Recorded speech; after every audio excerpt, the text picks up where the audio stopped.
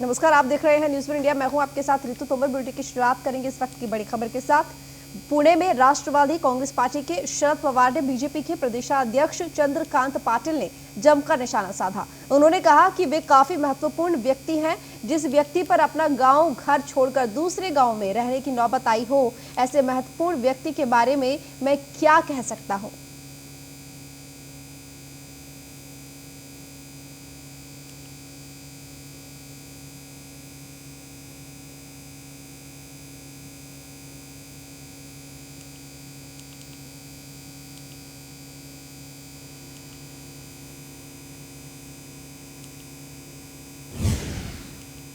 तो वहीं बोरीवली में शिवसेना की ओर से बीजेपी नेता हेमेंद्र मेहता की ओर से गुजराती भाषा में एक स्वागत का पोस्टर लगाया गया था, जिसे महाराष्ट्र नवनिर्माण सेना ने हटा दिया। मनसे कार्यकर्ताओं ने कहा कि ये महाराष्ट्र है, गुजरात नहीं। पोस्टर लगाना है तो मराठी में लगाओ। इसके बाद मनसे कार्यकर्ताओं ने मराठी भाषा के पोस्टर लगाए। आपको बता दें कि बोरीवली, वजीरा नाका, डॉन बोस्को, योगी नगर और बाबई नाका क्षेत्रों में ये पोस्टर लगाए गए थे।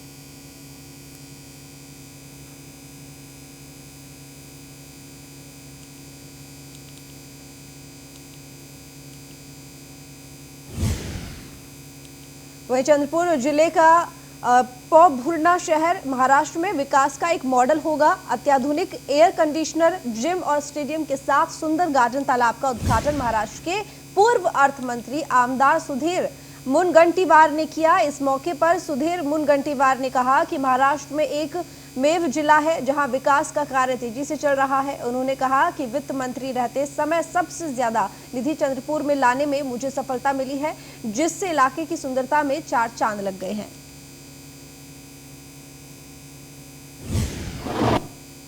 महाराष्ट्र के पिछड़ी तहसील में से एक तहसील थी। यहाँ की जनता ने विश्वास व्यक्त करते हुए, प्रेम व्यक्त करते हुए इस विभाग की सेवा करने के लिए हमें लोक प्रतिनिधि के नाते हमें यहाँ पे विजयी किया और उस दिन से इस विभाग के विकास के लिए, उन्नति के लिए हम शक्ति से काम कर रहे हैं। पुलवामा हमले में शहीद हुए जवानों को श्रद्धांजलि देने के लिए पुणे के मावल में सीआरपीएफ की ओर से सद्भावना रैली का आयोजन किया गया। इस रैली की शुरुआत अभिनेता जैकी श्रॉफ ने फ्लैग होस्टिंग से की। आपको बता दें कि पुलवामा हमले को 2 साल हो चुके हैं। 14 फरवरी 2019 को जम्मू कश्मीर में एक आतंकवादी हमले में 40 जवान शहीद हुए थे। आपण सर्व स्पर्धकांना या ठिकाणी संबोधित करा। धन्यवाद। अनिल परमार जो पुलवामा हमला में शहीद हुए वो जवानों को भावपूर्ण आदरांजलि समर्पित करने के लिए आज सद्भावना रैली का आयोजन किया था। ये सद्भावना रैली के अंदर यहाँ के पूरे स्कूल के बच्चे, यहाँ के नवयुवक सब शामिल हुए थे। मैं सबको बहुत बहुत शुक्रिया अदा करता हूँ। जो पुलवामा हमला ऐसे दिया दिमाग में रखो, एक साइकिल का ट्रैक भी बनाएंगे रोटरी वाले इधर, ताकि एक साइकिल का पूरा ट्रैक होना चाहिए पूरे माहौल में। कोशिश करने का जगह मिला और अच्छे झाड़ लगाना जिसमें से रात को भी ऑक्सीजन आता है। बाकी हेलमेट वेलमेट पहनने की कोशिश भी करना बच्चे लोग, और ये जब तक के लफड़ा कोविड है मास्क लगाने की कोशिश करना। साइकिलिंग के टाइम पे लोग, डॉक्टर लोग ने बोला मत लगाओ, मगर ऐसे लगा कि जब घूमने का जरा अपने आप को संभालो। समझा ना, छोटे लोग निकल जाएगा ये सब लफड़ा भी। बॉडी सही तो सब सही। ऐसे दिया दिमाग में रखो। अमरावती जिले में सोमवार से शासन नाफेड के सभी कपास केंद्रों में ताला लगेगा। कपास की उपज में किल्लत होने से बाजार में कपास की मांग बढ़ गई है, जिसके चलते कुछ व्यापारी 6,000 रुपए प्रति टन के भाव से कपास खरीद रहे हैं, जबकि कपास केंद्रों पर 5,725 प्रति टन के हिसाब से कपास खरीदी जा रही है।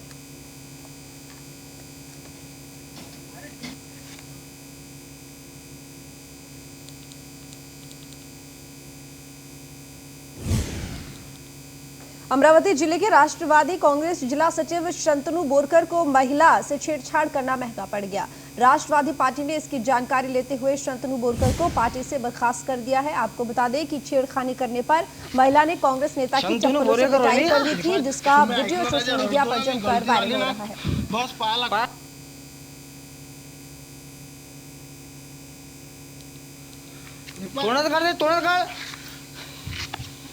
शांतून बोरे करो नाही हा. हे पाय तुम्ही ऐकणार राजा रडतो ना मी गलती झाली ना बस पाहायला पाय नको टाकू बस त्याले बोला. चल ना मी घर दाखवतो ना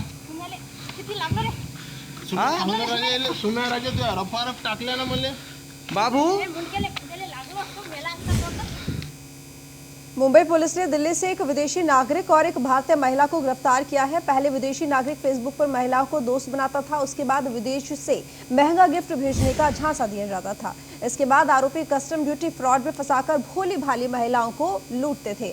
आरोपियों ने लॉकडाउन के दौरान सैकड़ों महिलाओं से 1.5 से 2 करोड़ तक की ठगी की। बोरीवली पश्चिम की रहने वाली महिला के साथ और 10,05,000 रुपए की ठगी हुई है और शिकायत मिलने के बाद बोरीवली पुलिस जांच करते हुए दिल्ली के चंद्र विहार पहुंचे। यहां से पुलिस ने विदेशी नागरिक इफिराई मधुकासी प्रिंस और नॉर्थ इंडियन महिला हेयो बोलो मेइंग को गिरफ्तार कर लिया है। फेसबुक पर फ्रेंड रिक्वेस्ट भेजते और वो खुद को फॉरेनर बताते, फिर वहाँ से पार्सल आ जाने के बाद उस पार्सल की अमाउंट बहुत बड़ी बताते। वो पार्सल रिसीव करने के लिए बोल देते, कंप्लेनेंट को, विक्टिम को बोलते कि आप पार्सल रिसीव करो, तो उस अमाउंट से कस्टम ड्यूटी 2 लाख 3 लाख ऐसे बता के उनसे वो पैसे अकाउंट पर ट्रांसफर किए जाते। उसके वजह से जब तक कंप्लेनेंट को पता चलता है तब तक उनके सबसे ज़्यादा रुपए वो आरोपी लेके जाता है। फेसबुक जालना शहर के पूर्व मंत्री और विधायक बबन राव लोनीकर ने सरकार पर निशाना साधते हुए कहा कि महाराष्ट्र सरकार किसानों के पंप के कनेक्शन काट रही है। जो काम आजादी से पहले किसानों ने किया था वही काम अब महाराष्ट्र की सरकार कर रही है। उन्होंने कहा कि राजेश टोपे जालना जिले के पालक मंत्री हैं, इसके बाद भी 33 केवी का एक भी काम नहीं किया गया।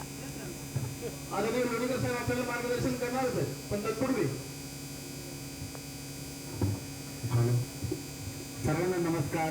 मी मुंबईला शहरी मोर्चा असल्यामुळे मी भाऊच्या मोर्चासाठी इथे आलेलो आहे. भाऊसाठी मी गाणं तयार केलेलं. महाराष्ट्र में उद्धव जी ठाकरे उनके नेतृत्व में ये महाराष्ट्र की सरकार चल रही है। ये महाराष्ट्र की सरकार ने किसानों के खेती पंप के कनेक्शन कट करना, गांव के ट्रांसफार्मर बंद करना, जो काम रजाकारों ने नहीं किया, इंग्रजों ने नहीं किया, वो काम महाराष्ट्र की सरकार कर रही है। कांग्रेस, राष्ट्रवादी और शिवसेना की ये सरकार किसानों की खेती के बारे में, पिकों के बारे में कुछ सोच रही नहीं है। अभी गांव-गांव के डिस्कनेक्शन करना चालू है। ये महापाप ये आघाड़ी सरकार ने करना नहीं, इसके लिए हमारा उपोषण यहाँ पे चल रहा है। हम सरकार से गुजारिश करते हैं कि तुम ये मत करो। औरंगाबाद जिले के सुभेदारी सर्किट हाउस में आयोजित पत्रकार परिषद में केंद्रीय मंत्री राव साहेब दानवे ने कहा कि लाल किले पर जो झंडा लहराने का काम हुआ वह गलत था, इसके पीछे किसी का हाथ हो सकता है।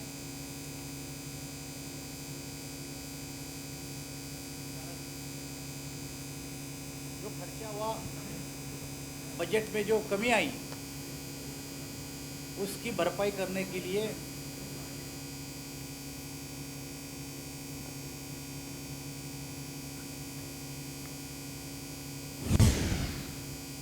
अहमदनगर के श्री गोंदा तहसील के एक भैंस व्यापारी भगवान बापू सावंत ने धुले पुलिस प्रशासन से शिरपुर तालुका के सांगवी में रात्रि गश्त करने वाले पुलिसकर्मियों के खिलाफ कार्रवाई की मांग की है।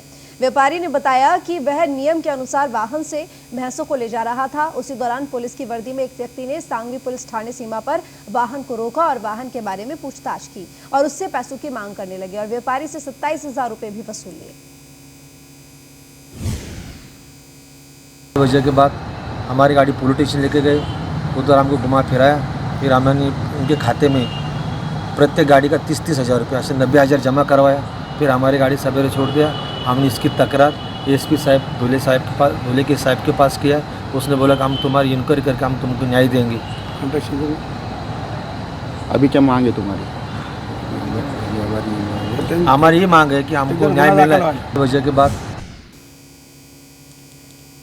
तो बता दें, पुणे जिले के मावल में 15 साल में टोल के नाम पर लोगों से लूट की जा रही है। स्थानीय लोगों ने इस टोल को बंद करने की मांग की है। स्थानीय लोगों का कहना है कि इस टोल नाके पर वाहन चालकों से लूट की जा रही है। लोगों ने चेतावनी दी है कि अगर टोल नाका जल्द से जल्द बंद नहीं किया गया तो उग्र आंदोलन किया जाएगा।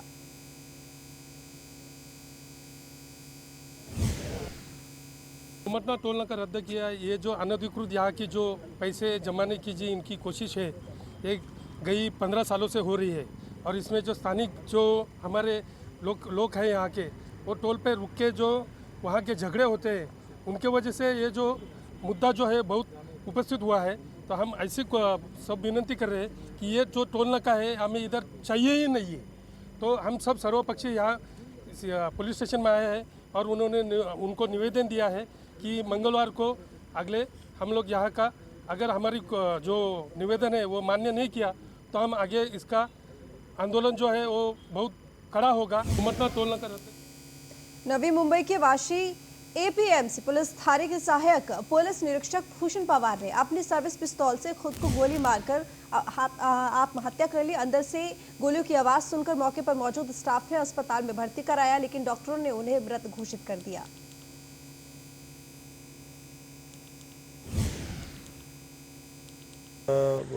अभी कारण का पता नहीं चला है। जैसे इन्वेस्टिगेशन होता है, घर के लोग जैसे आते हैं उनसे जैसे पूछताछ होती है, उसके हिसाब से हमें वो इन्फॉर्मेशन मिल जाएगी। घटना कब घटी उसके बारे में थोड़ा सा बता दीजिए। ये APMC police station, Navi Mumbai police आयुक्तालय अंतर्गत जो एपीएमसी पुलिस स्टेशन है उसमें ये घटना घटी है। हमारे एपीआई भूषण पवार जो यहाँ पे काम करते थे, 1.5 साल से यहाँ पे वर्किंग थे, उन्होंने आज सुबह 11:30 बजे खुद की जो पिस्टल, सर्विस पिस्टल है, उसमें से खुद पे फायर करके लिया है।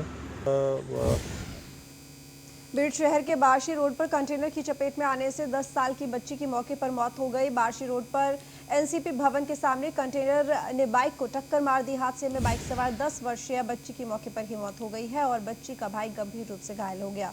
वहीं पुलिस ने मामला दर्ज कर जांच शुरू कर दी है।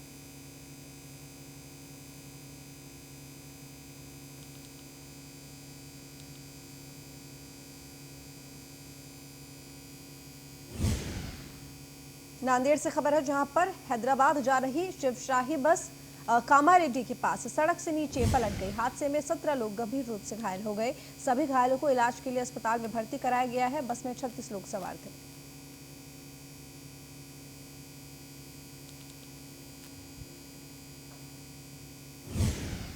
चंद्रपुर शहर के रामनगर कॉलोनी में रहने वाले एक इंजीनियरिंग छात्र की हत्या के मामले में पुलिस ने आरोपी को गिरफ्तार कर लिया है।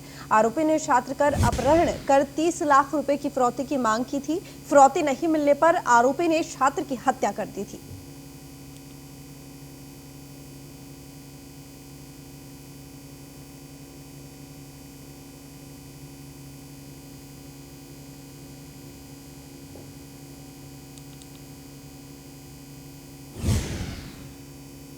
गढ़चिरौली जिले में कल्याणकारी योजनाओं को पहुंचाने के उद्देश्य से दिव्यांगों के लिए सम्मेलन का आयोजन किया गया। सम्मेलन में 317 दिव्यांगों को प्रमाण पत्र दिए गए। पुलिस मुख्यालय के एकलव्य हॉल में आयोजित सम्मेलन में पुलिस अधीक्षक के हाथों दिव्यांगों को मुफ्त बस पास, यूडीआईडी प्रमाण पत्र दिए गए। आपको बता दें कि गढ़चिरौली जिला अति दुर्गम और नक्सल अति संवेदनशील है और इससे आदिवासी नागरिकों को प्रशासन की ओर से चलाई जा रही कई योजनाओं का लाभ नहीं मिल पा रहा है।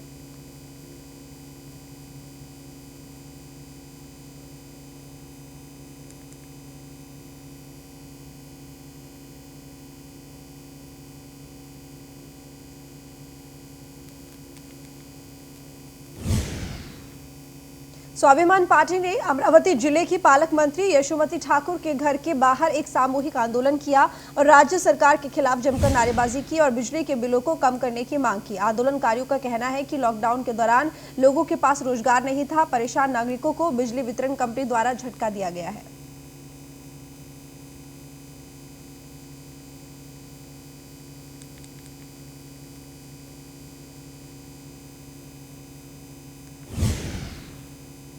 बोरीवली में मुंबई की क्राइम ब्रांच ने बड़ी कार्रवाई की है। क्राइम ब्रांच टीम ने कार्रवाई करते हुए 1 करोड़ से ज्यादा की ड्रग जब्त की है। पुलिस ने 2 तस्करों को भी गिरफ्तार किया है। तस्कर नेपाल से चरस लाकर मुंबई और आसपास के इलाकों में बेचा करते थे। क्राइम ब्रांच के डीसीपी ने बताया है कि कुछ दिनों पहले उन्होंने एक शख्स सूरज यादव को गिरफ्तार किया था, जिसके पास से 56 लाख रुपए की चरस मिली थी। उसी की जांच के दौरान उन्हें एक और व्यक्ति का नाम पता चला, जिसे शनिवार की सुबह को कुरार इलाके से हिरासत में लिया गया। इसके पास से 3 किलो से ज्यादा की चरस बरामद हुई है।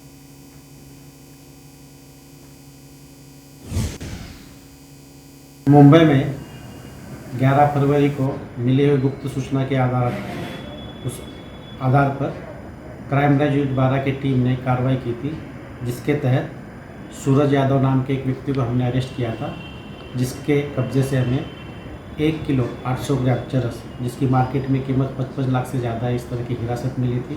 उस पर अपराध दर्ज किया था। इन्वेस्टिगेशन में बात सामने आई कि किशन गौड़ एलियास साठे इस नाम का इस गैंग का सरगना है। मुंबई पुलिस के अमली पदार्थ विरोधी यूनिट ने विक्रोली MMRD उड़ान पुल के नीचे कार्रवाई करते हुए 2 ड्रग तस्करों को गिरफ्तार किया है। पुलिस ने तस्करों से 3 करोड़ 60 लाख रुपए का गांजा जब्त किया है। 1800 किलो का गांजा ये जब्त किया है कल। इसका जो ऑपरेशन था ये कई दिनों से चल रहा था। इसमें surveillance, physical surveillance, chasing, watch रखना, टेक्निकल सर्वेलांस, ये सारी चीजें करते हुए कल फाइनली एक विक्रोली में मुंबई थाना हाईवे के ऊपर ANC के घाटकोपर यूनिट ने, ANC के DCP है दत्ता नलावड़े, इंस्पेक्टर लता सुतार और उनकी जो पूरी टीम है, उन्होंने वहां पर ट्रैप लगा के कल शाम 5 बजे के दरमियान एक आइशर टेम्पो पकड़ा है। उस आइशर टेम्पो में 1800 किलो का मैरिजुआना जब्त किया है। टीवी एक्ट्रेस रश्मि देसाई अपनी एक्टिंग के साथ साथ अपनी खूबसूरती के लिए जानी जाती हैं। रश्मि देसाई ने शनिवार को अपना 35वां जन्मदिन धूमधाम से मनाया।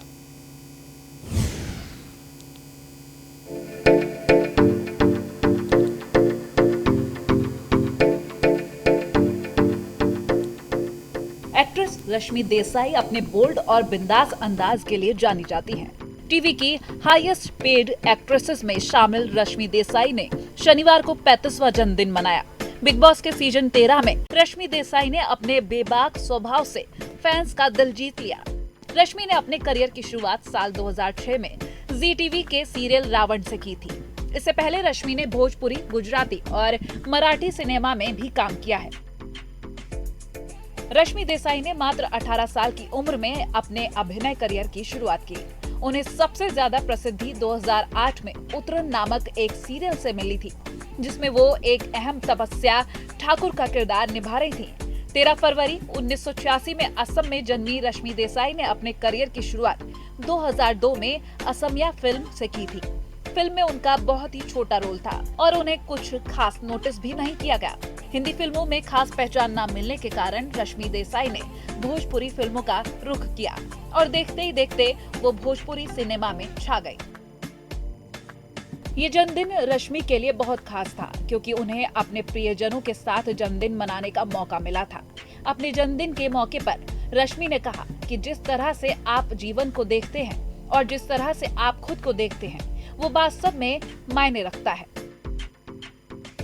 रश्मि देसाई सोशल मीडिया पर काफी सक्रिय रहती हैं और अक्सर अपने फोटोज, वीडियोज शेयर करती रहती हैं। रश्मि दिल से दिल तक, इश्क का रंग सफेद, अधूरी कहानी हमारी, नचबलिए 7 और खतरों के खिलाड़ी 6 जैसे शोज में काम कर चुकी हैं। वहीं अपनी पर्सनल लाइफ को लेकर भी रश्मि खबरों में रही। रश्मि को सोशल मीडिया पर उनके फैंस ने भी शुभकामनाएं दी। मुंबई से आरती इंगले की रिपोर्ट। खुद कई चुनौतियों का सामना कर चंद्रकला जाधव आज उन महिलाओं के लिए आदर्श बनी हुई हैं जो महिलाएं पति और ससुराल वालों के अत्याचार के बाद जीने की लालसा ही छोड़ देती हैं। चंद्रकला जाधव बुलंद जज्बे से महिलाओं का हौसला बढ़ा रही हैं।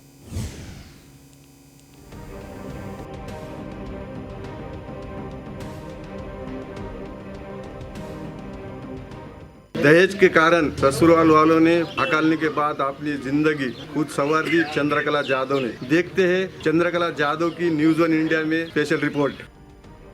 औरंगाबाद की चंद्रकला जाधव की कहानी किसी चुनौती से कम नहीं थी, लेकिन बुलंद हौसलों की बदौलत हर चुनौती का सामना कर आज चंद्रकला उन महिलाओं के लिए प्रेरणा बनी हुई है जो महिलाएं अपने पति और ससुराल वालों के अत्याचार से परेशान होकर आत्महत्या जैसे कदम उठा लेती हैं। चंद्रकला जाधव की कहानी भले ही दर्द भरी रही हो, लेकिन आज वो अत्याचार सह रही महिलाओं के लिए प्रेरणा बनी हुई है। चंद्रकला जाधव को शादी के बाद पति ने घर से निकाल दिया था, लेकिन चंद्रकला ने हिम्मत नहीं हारी। आत्मविश्वास के बल पर टेलरिंग का काम करती रही। अपने माता पिता पर बोझ न बनते हुए बर्तन मांजने से झाड़ू पोछा लगाने तक के काम किए। फिर चंद्रकला ने ड्राइविंग स्कूल से कार चलाना सीखा। आज उसी स्कूल में वो चालक का काम कर रही है। 16-17 साल की थी तब मेरी शादी हो गई थी और मेरे सिरसवाड़ी एक गांव में दिया था और ससुराल वाले ने पति ने मुझे घर से हकल दिया दहेज के वास्ते। तब मैं रोहिलागढ़ में मेरे गांव में आई थी और वहां पे मैं मतलब टेलरिंग काम करती थी। चंद्रकला जाधव ने ये फैसला बड़ी ही कठिन परिस्थितियों में लिया।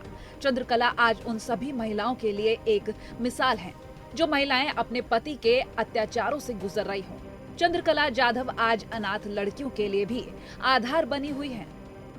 और मैंने गाड़ी चलाने से पहले मैंने ये सोच लिया था कि मैं तो अभी गाड़ी चला रही हूँ, लेकिन जब अपन सड़क पे उतरते हैं तो अपने खुद का भरोसा न रहता। अब सवेरे निकल सकते हैं, शाम तक घर पे आ सकते हैं या नहीं आ सकते, ये मालूम नहीं रहता था। भविष्य में अगर कुछ हुआ तो ये गरीब लोग जो है इसके लिए मैंने मेरा खुद का देहदान घाटी पे किए वाला है।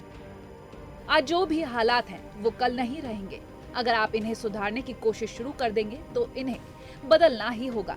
सिर्फ सपनों से कुछ नहीं होता, हौसलों से उड़ान होती है। चंद्रकला की चुनौतीपूर्ण जिंदगी को देखने से तो यही लगता है जिंदगी में इतना संघर्ष करने वाली चंद्रकला पर जल्द ही एक मूवी भी बनने जा रही है। आज ऐसा कोई वाहन नहीं जिसे चंद्रकला नहीं चलाना जानती हो। चंद्रकला जाधव ने उसका एजुकेशन तो किया मगर एक बच्ची की शादी भी कर दी जो कि वो अनाथ थी और एक अनाथ बच्ची को गोद में भी लिया। Ganesh Jadhav, news on India के लिए औरंगाबाद।